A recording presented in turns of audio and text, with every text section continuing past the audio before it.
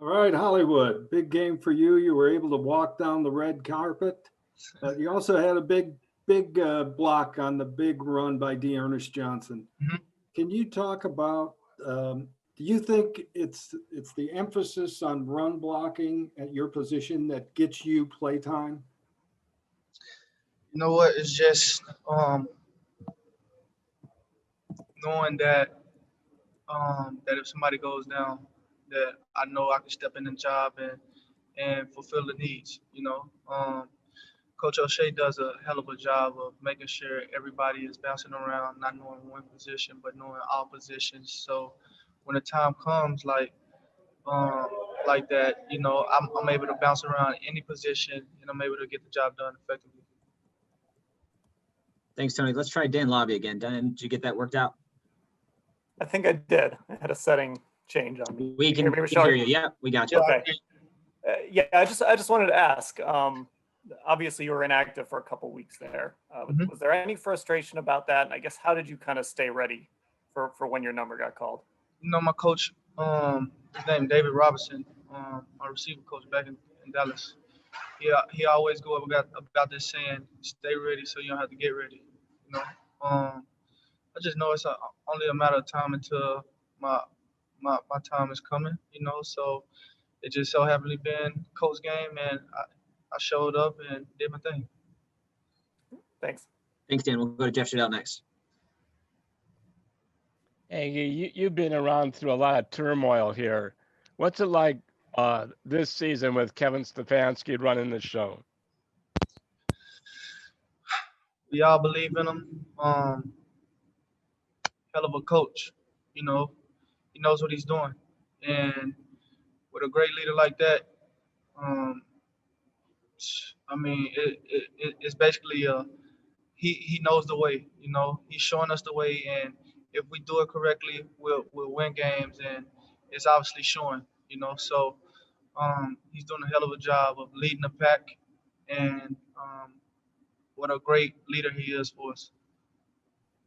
Nate Ork, you have our next question. Hey, Rashard, what was it like to get in the end zone again and to be able to make that big play, after you said you were waiting for your time to come? Feel like I've been there before. So it was just like, you know what? I miss you. You miss me. Let's walk together. But it was fun, man. Having my teammates just over there and just getting a win. It's been a hell of a journey. You guys know I've been here through the 0-16, and just to see everything turn around it's amazing, night and day, and I can't describe the feeling because I'm still living in the moment right now. It's still unreal right now. Next up is Scott Petrick. Hey, Rashard, you know Baker as well as anybody. How do you think he'll deal with the rib injury this week, first of all? And then he said yesterday it was the worst game he's played this year. How do you think he rebounds from that? Well, his ass better get his ribs going. So he got the Steelers this week. And I know he'll bounce back. That's just the type of guy he is. Resilient, battle tested. There's nothing he hasn't been through. So, every week we expect him to play, and that's how we're gonna moving forward. Thanks. Thanks, Scott. Next up is Mary Kay Cabot. Hey, Rashard, what is it about you that it just seems like you have a natural knack for finding the end zone, and your touches to touchdown ratio, I think, is really good. So, what is it about that? That I don't know. I'm like a magnet to the end zone for some reason. When all I can say is when the ball comes to me, I try to make the plays, and it so happily happens when we get down to the red zone, and I'm not the fastest. I'm smart, and I just find a way to get open. So at the end of the day, I realized I've been in the NFL 5 years plus because I'm smart. You know, I know different things, so that has helped me along this journey. Thank you. Thank you, Mary Kay. We'll go to Dale Ryder. Hey, Rashard, got a couple quick ones for you. First off, what is it about this team? You mentioned you've been through the worst of it here. During this win streak, there have been some points in the game where things could have easily slid the other way. But that has not happened. What is it about this year's team that has, been able to withstand those negative moments and turn them back into positives and victories? That's one thing Coach Stefanski always preach on. Team coming in, we're both 3-1. We know at some point in time there's going to be a downfall. Something's not going to go our way, and he always harps on that. So it's already instilled in us to second nature. You know what? Something might happen, but don't let that outcome. Don't let that make or break us. So regardless of the outcome, just keep moving forward. Keep pounding, and at the end of the day, we're going to look up at the scoreboard and see who's on top. And how do you guys approach this week? Obviously, it's a huge week. The Steelers, you of all people know about the rivalry, but, just what could this game do for you guys as a team? It's a big game because it's the next game. Division game, got a lot of film to watch on these guys. So, moving forward, we're gonna hone down on them, see what they're good at, see where they're weak at, and try to exploit those weaknesses. Tom Withers will have our next question. Hey, Rashard, thanks for the time, man. So when you hear from people around the league, and you just talked about it, you said it's night and day. When they ask you why this team is legitimate, what's the first thing you say to them? I say we're sound. We're like a bend but don't break team. And in the past, there's been times where, let's say Baker threw an interception, the team just get down. It's like, nah, you know what? We finna go back out and get the ball back. So we're all feeding off each other's energy. This COVID thing it sucks, but we still have the best fan in the world. Although everybody's not able to come to the games, having the crowd noise and we feed off of that. And in this bubble, we got to feed off each other. So that's exactly how we're playing the game. We're feeding off each other. And I know a lot of coaches talk about let's go 1-0 this week. And, it sounds like coach speak or whatever, but you guys are really embracing that. Why has it been so easy to embrace that this time? Because of what you're just saying? Because you guys are kind of got to pull for each other? Absolutely. We got to pull for each other, exactly what you said, what I said. We just got to feed off each other's energy. Thanks, dude. Next question will come from PJ Ziegler.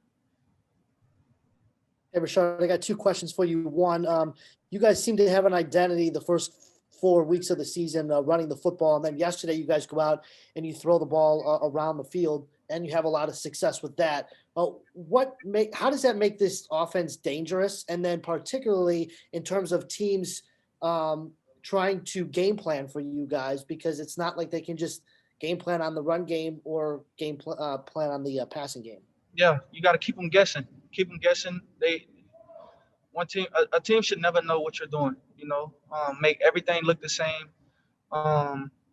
If that's a keeper, where Baker's scrambling to the left, make it look like a run, but it's a pass. It's just like little things, like little details like that Coach Stefanski harps on at practice, and it makes it a big thing in the game.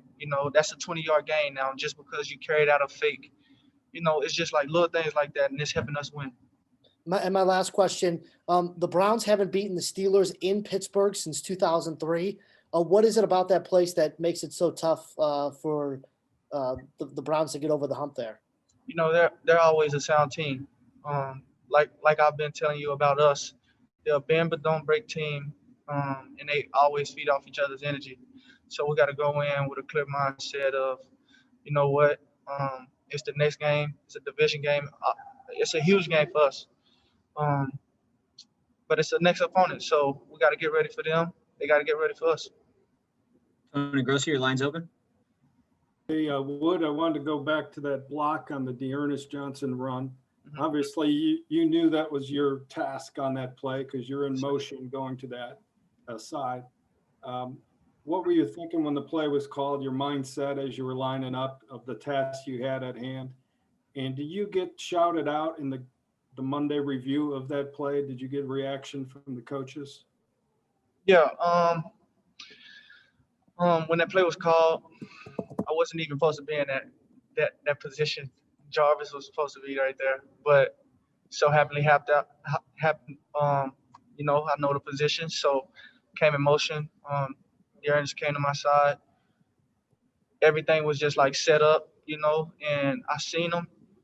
Tried to lay the wood down on him, and the Earnest sprung for what I think 20 or 30 yards. You know, just doing my job. That's all that was, just doing my job. And Go ahead, Tony. When you guys review the game today, do they Yeah, make a we big just deal got of done. it? Do they make a big deal of it? Do they say nice job? What do they say?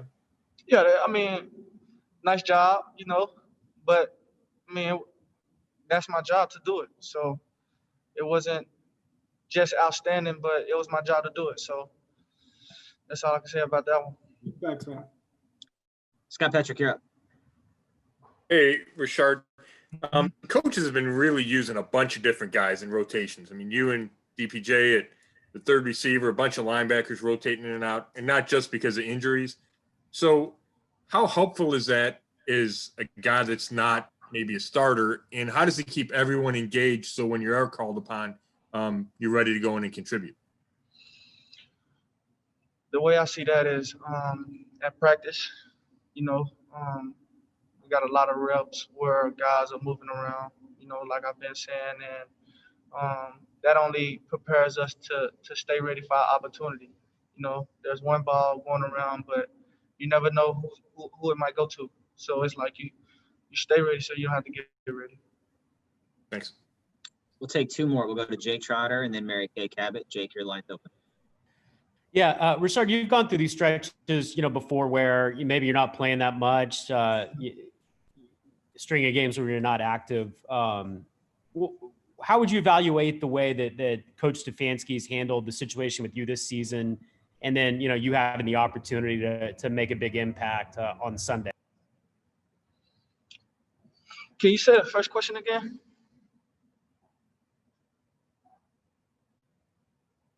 Jake, can you say the first question again? Go ahead and unmute your line, Jake. Can you hear me now, Rashard? Yeah. Hey, I was saying you've had these stretches before where maybe you're not playing as much, or you have some games in a row where you're not active. How would you evaluate the way Coach Stefanski's handled this situation with you this season? Maybe not playing that much in the last few games, but then you have an opportunity to make a big impact in a win on Sunday. I see it as Coach. I mean, Coach believes in me. I wouldn't be on the team for no reason. He knows what I'm capable of, and I do it at a high level every time. So he kept me on the team for a reason. He knew he believed in me. He trusted in me, and the whole staff upstairs, they believe in me. They know what I'm capable of. So I mean, it's nothing to question. I'm on the team for a reason, and when I'm called upon, I got to do my job. And our last question goes to Mary Kay. Yeah, basically, Jake asked the question that I was going to ask you, but if you can just maybe expound on that a little. I mean, being, a healthy scratch last year and all the pain that you went through last year, if this would have happened last year, it would have been a whole different story, right? I mean, this was not, not something where you felt valued, where you felt wanted and needed. And is that the major difference between everything that went on with everybody last year and what's going on this year? I say it's been a long journey, I mean, Mary, I don't know where to go with that one, but the staff believes in me, and I've I've said this in an interview before, but it's nothing like someone else believing in you more than you believe in yourself.